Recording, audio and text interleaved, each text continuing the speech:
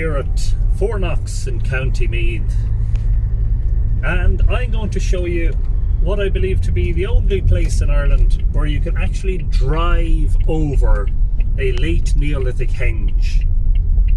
So we're just going to take a turn here and I'll show you here now.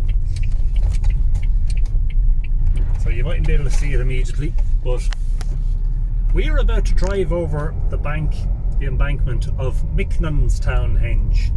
Just coming up here on the road, you might just see a little hump. Just right now we're driving over a hump in the road, or a bump in the road, and now we're down again, and then you can see ahead of us, I hope, another little hump or bump in the road. Just here you see the rise in the hedgerow there and the bank. They are the two embankments of Micknanstown henge that we've just driven over, because this road at some point, perhaps in the past couple of centuries, was built directly on top of Micknanstown henge, and I'll make sense for that.